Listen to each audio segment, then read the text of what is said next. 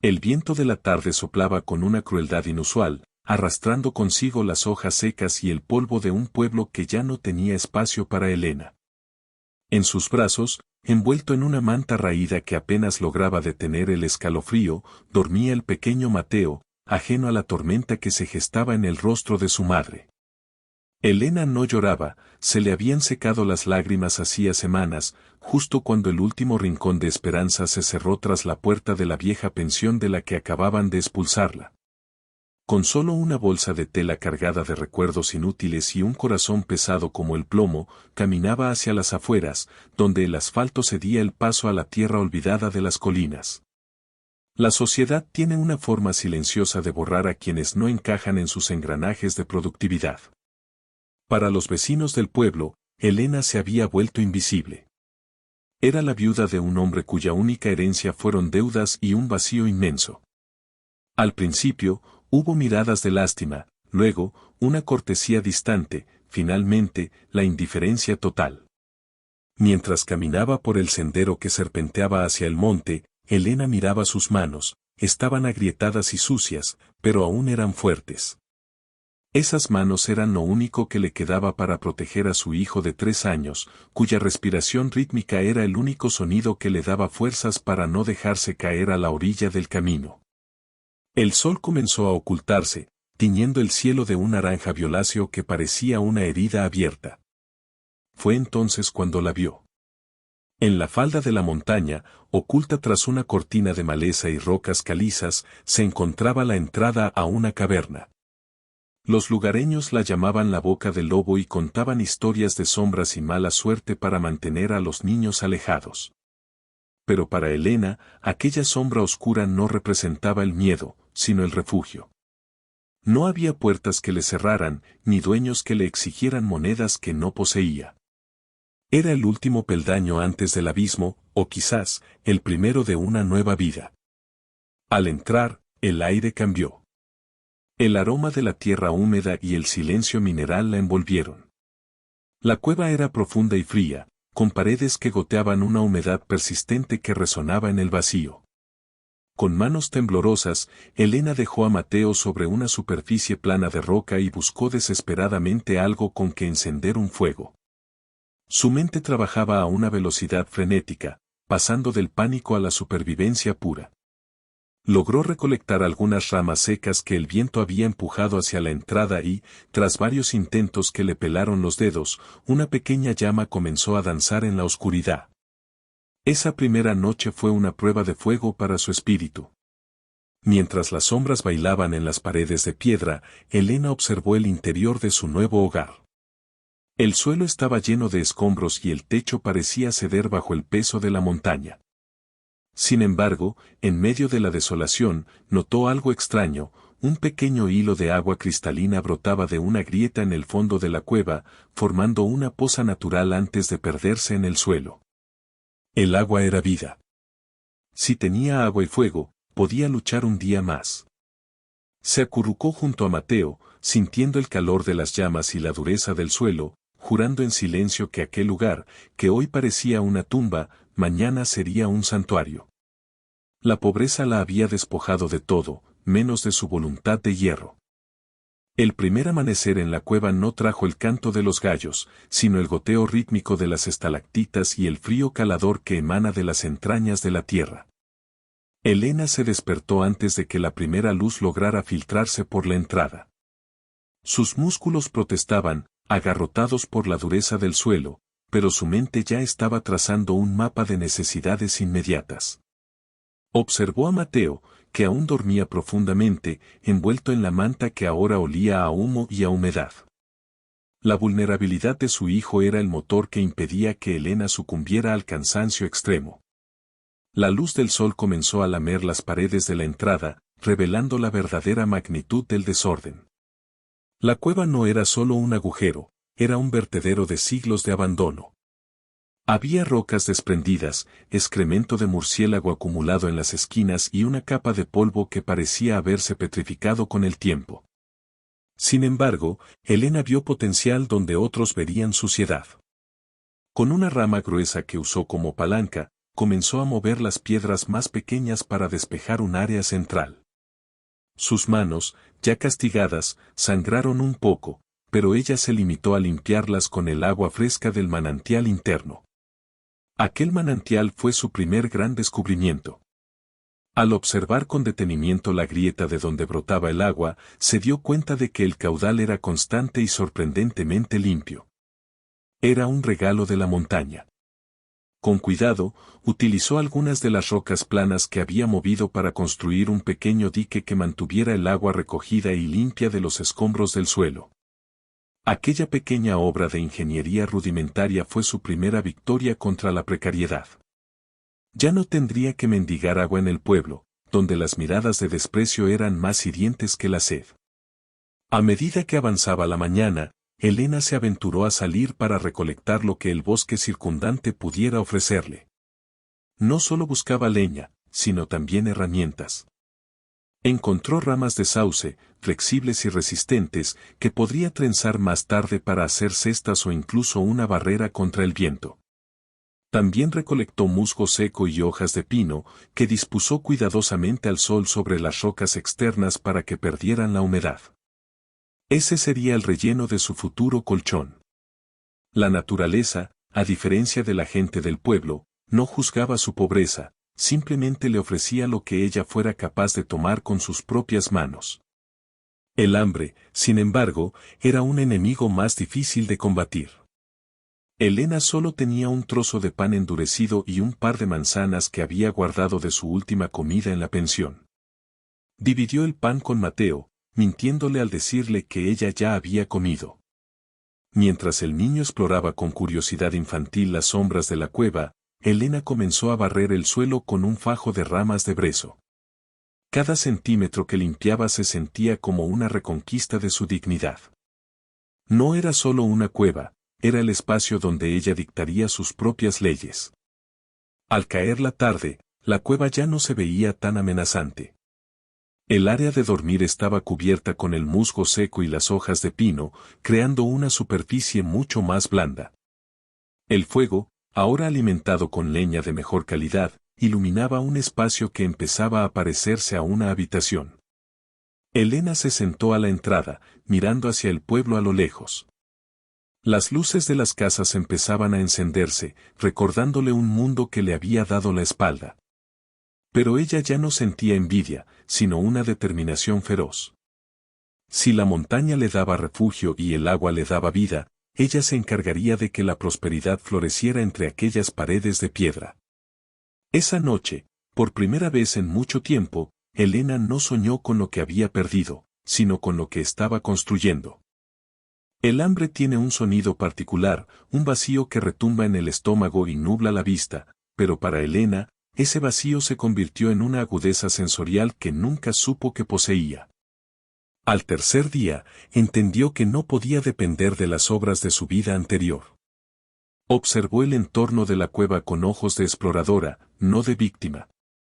La ladera de la montaña estaba cubierta de una vegetación densa que, para un ojo inexperto, era solo maleza, pero para alguien que recordaba las historias de su abuela, era una despensa natural. Elena identificó raíces de achicoria, ortigas y tréboles silvestres.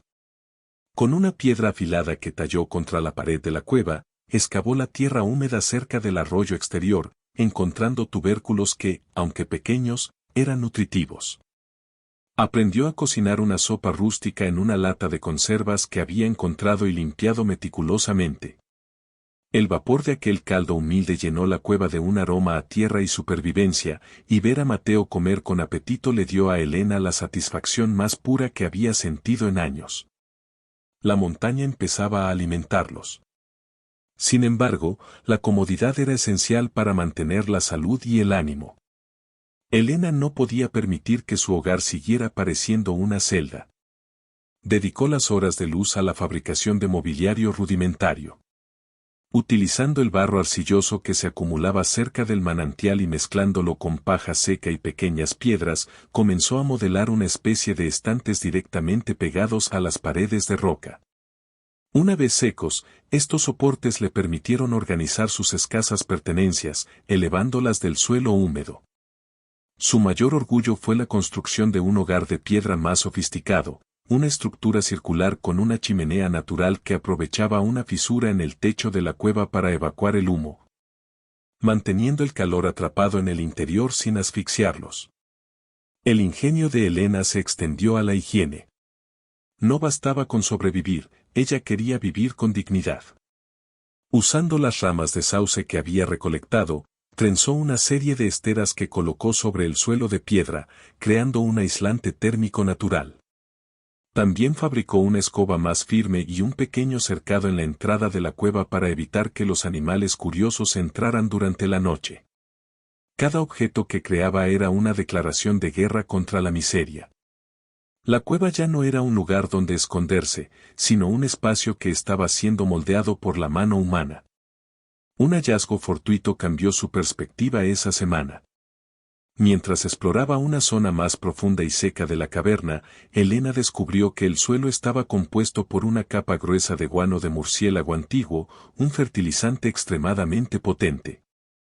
Sus ojos brillaron al comprender el potencial de aquel descubrimiento. Si lograba transportar tierra fértil del valle y mezclarla con aquel abono, podría cultivar sus propios alimentos justo en la entrada de la cueva, donde el sol incidía con fuerza durante la mañana. Ya no sería solo una recolectora, sería una agricultora en las alturas. Al final de esa semana, Elena se miró en el reflejo del agua de su pozo interno. Su rostro estaba más delgado y su piel bronceada por el sol de la montaña, pero sus ojos tenían un brillo que no estaba allí cuando vivía en el pueblo. Ya no era la viuda desamparada que todos ignoraban, era la dueña de un territorio salvaje que estaba domesticando con nada más que su voluntad y sus manos. Mateo, por su parte, corría por la cueva llamándola su castillo de piedra. El estigma de la pobreza empezaba a disolverse bajo la luz de la autosuficiencia, y Elena supo que el siguiente paso era conectar su refugio con el mundo, pero bajo sus propios términos. El sol de la primavera empezaba a calentar las piedras calizas de la entrada, y con el calor llegó el momento de poner a prueba el plan de Elena. Con una paciencia infinita, había pasado días cargando cestas de mimbre trenzado llenas de tierra negra desde el valle hasta la plataforma natural que precedía a la cueva. Mezcló esa tierra con el guano seco que había extraído de las profundidades, creando un sustrato tan rico y oscuro que parecía rebosar de vida propia. En ese pequeño balcón hacia el mundo, Elena sembró las semillas que había logrado rescatar de algunos frutos silvestres y un puñado de legumbres secas que encontró en el fondo de su bolsa. Lo que empezó como un experimento se convirtió rápidamente en un milagro verde. Gracias al riego constante del manantial interno y al fertilizante natural, los brotes de calabaza, tomates y judías crecieron con una fuerza inusitada. La entrada de la cueva ya no parecía la boca de un lobo, sino un oasis suspendido en la ladera. Mateo ayudaba con alegría, encargándose de quitar las malas hierbas con sus pequeñas manos, aprendiendo que la tierra, si se le trata con respeto, siempre devuelve el favor. Un mediodía, mientras Elena trabajaba agachada entre sus plantas, escuchó el crujido de una rama seca. Se tensó de inmediato. El aislamiento le había devuelto un instinto animal de alerta. Al levantar la vista, vio a un hombre parado a unos metros de distancia. Era don Julián, el antiguo boticario del pueblo, un hombre de pocas palabras que solía caminar por el monte buscando hierbas medicinales. Se quedó estupefacto. Lo último que había oído en el pueblo era que la pobre viuda seguramente se habría ido a la ciudad a mendigar o que algo peor le habría ocurrido. ¿Elena?, preguntó el hombre, ajustándose las gafas como si no diera crédito a lo que veía. ¿Vives aquí? Elena se puso de pie, limpiándose el sudor de la frente con el dorso de la mano. No bajó la cabeza. Ya no era la mujer derrotada que salió de la pensión. No solo vivo aquí, don Julián. Este es mi hogar, respondió ella con una voz firme y serena. El boticario se acercó con cautela, observando la limpieza del lugar, el ingenioso sistema de riego y, sobre todo, la salud vibrante de las plantas. Su ojo experto se detuvo en unas flores que Elena había dejado crecer en una esquina, eran raras orquídeas de montaña y plantas de árnica que, bajo el cuidado de Elena, habían florecido con una calidad que él nunca lograba encontrar en el estado silvestre. «Esto es increíble», murmuró Julián. «He pasado años buscando ejemplares de esta pureza para mis ungüentos. En el pueblo dicen que este lugar está maldito, pero usted ha creado un vergel». Elena sonrió con amargura. «La maldición es el hambre y el olvido, don Julián. La montaña solo me ha dado lo que la gente me negó, una oportunidad». Aquel encuentro marcó un antes y un después. Don Julián no fue con chismes al pueblo, pero le propuso un trato. Él necesitaba esas hierbas medicinales y los frutos de su huerto, que se veían mucho más sanos que los que traían del mercado de la ciudad. A cambio, él le traería herramientas de hierro, mantas de lana y sal. Elena aceptó, pero con una condición: nadie debía subir a molestarla. Ella bajaría al linde del bosque una vez por semana para el intercambio. Esa noche, mientras Elena observaba las herramientas nuevas, una azada de verdad, un cuchillo afilado y una olla de hierro, sintió que la balanza empezaba a inclinarse a su favor. Ya no estaba solo sobreviviendo, estaba comerciando. Había convertido su refugio en una unidad de producción. Mateo dormía ahora sobre un colchón real, protegido por una puerta de madera que ella misma había empezado a encajar en la entrada. El miedo al futuro empezaba a ser reemplazado por la ambición de ver qué tan lejos podía llegar la transformación de su castillo de piedra. La primavera dio paso a un verano vibrante que bañó la montaña con una luz dorada. El huerto de Elena no solo había crecido, sino que había estallado en una sinfonía de colores y olores. Las calabazas, pesadas y redondas, se asentaban en la tierra como tesoros, mientras que los tomates, rojos como rubíes, colgaban de ramas que ella había tenido que apuntalar con cañas. Pero Elena sabía que la naturaleza es tan generosa como voluble. Para que su prosperidad no fuera efímera, necesitaba dominar el arte de la conservación y mejorar la estructura de su hogar antes de que los vientos fríos regresaran. Su primer gran proyecto arquitectónico fue la creación de una despensa natural en el fondo de la cueva. Aprovechando que la temperatura en las profundidades de la roca se mantenía constante y fresca, Elena excavó nichos en la pared y los revistió con losas de piedra lisa. Allí, comenzó a almacenar frascos que don Julián le había proporcionado a cambio de más hierbas. Aprendió, mediante el ensayo y el error, a deshidratar frutas sobre las rocas calientes del exterior y a conservar legumbres en sacos de tela que colgaba del techo para protegerlos de los roedores. Sin embargo, el cambio más impresionante fue la fachada de la cueva. Con las herramientas de hierro que ahora poseía, Elena pudo trabajar la piedra con mayor precisión. Construyó un muro de mampostería seca que cerraba la gran entrada, dejando espacio para una puerta sólida de madera de roble y dos pequeñas ventanas que permitían la entrada de luz pero mantenían fuera las corrientes de aire.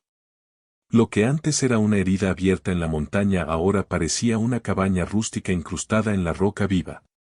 La boca del lobo se había transformado en la casa de la montaña. Un día, mientras trabajaba en el sellado de las grietas con una mezcla de cal y arena, llegaron los primeros visitantes curiosos del pueblo. No eran figuras de autoridad, sino mujeres que habían oído hablar de la calidad de sus productos. Venían con recelo, esperando encontrar a una mujer salvaje y harapienta.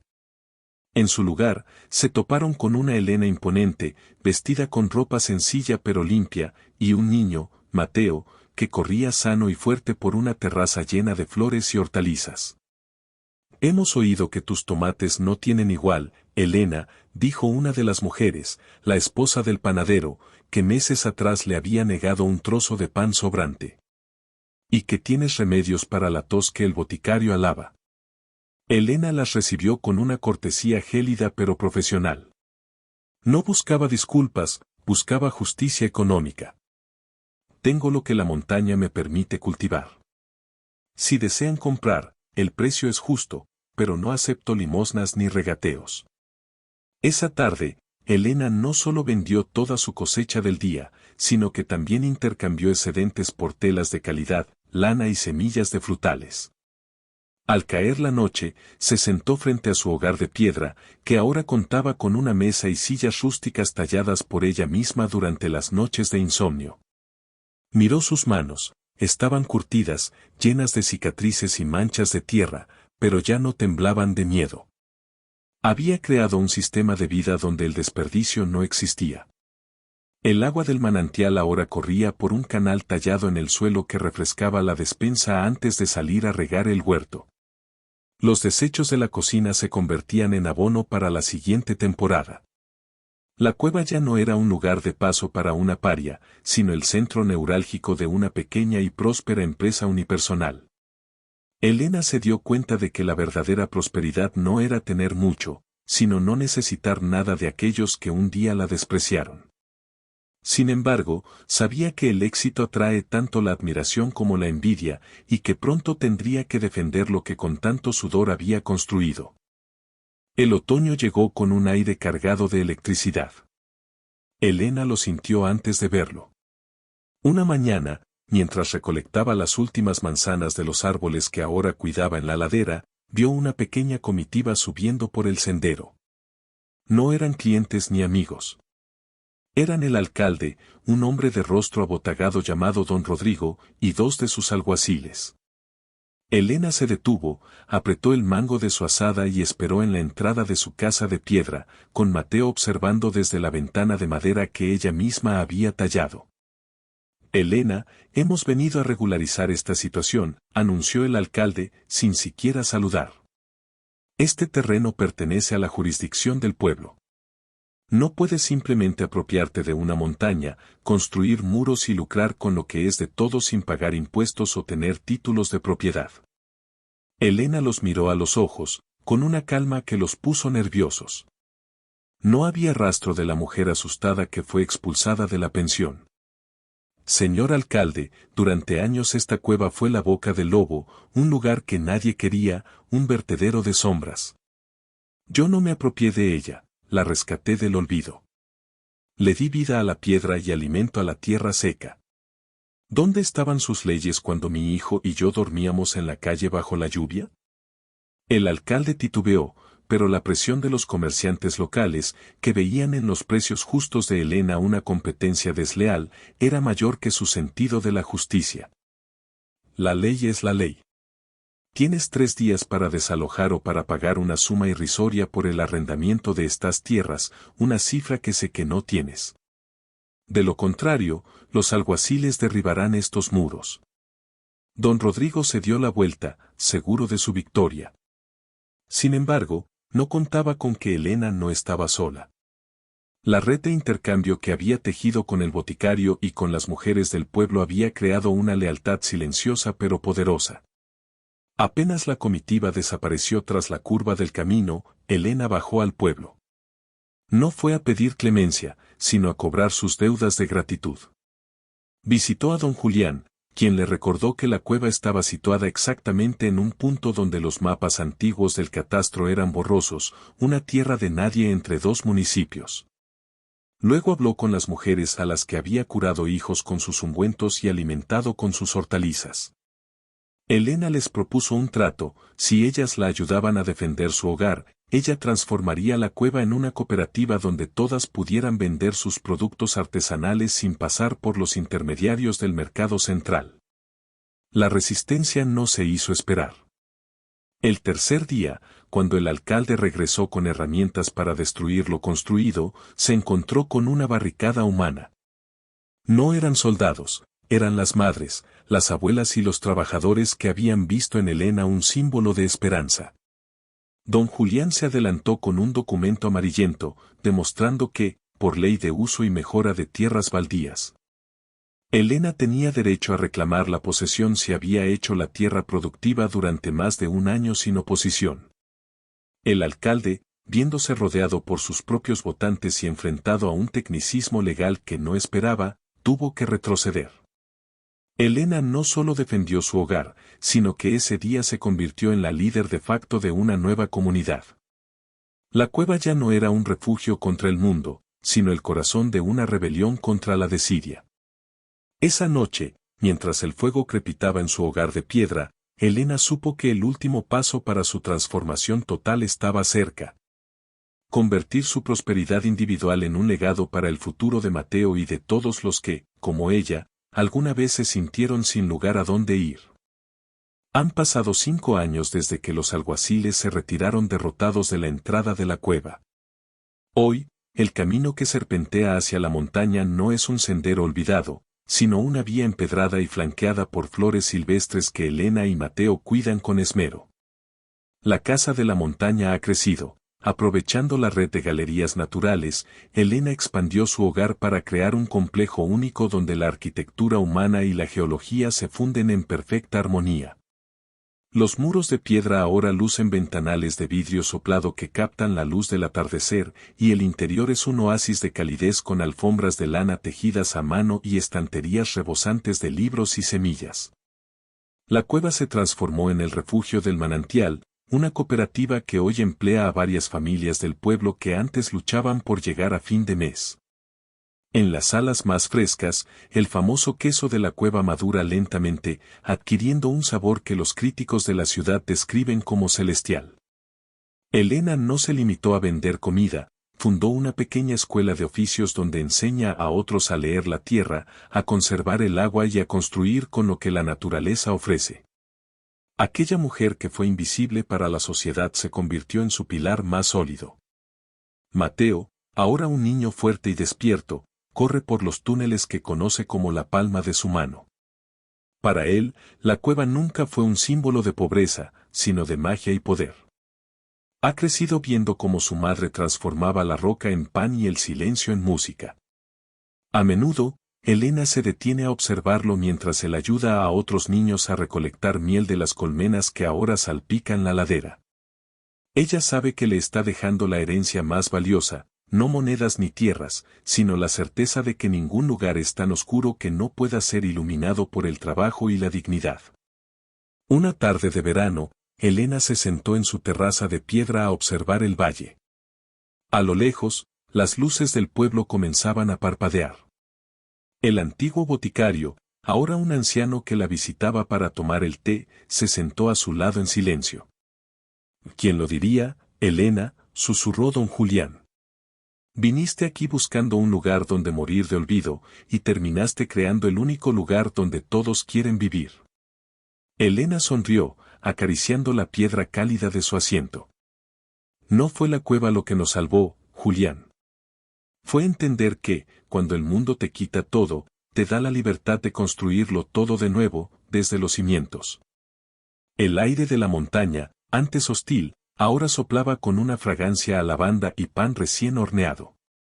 Elena cerró los ojos, sintiendo el latido de la montaña bajo sus pies. Ya no era una paria, ni una viuda, ni una pobre madre. Era la arquitecta de su propio destino.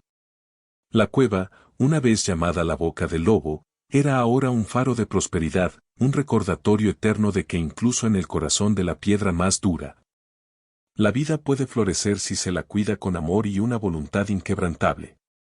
Elena finalmente estaba en casa, y esta vez, nadie podría arrebatársela.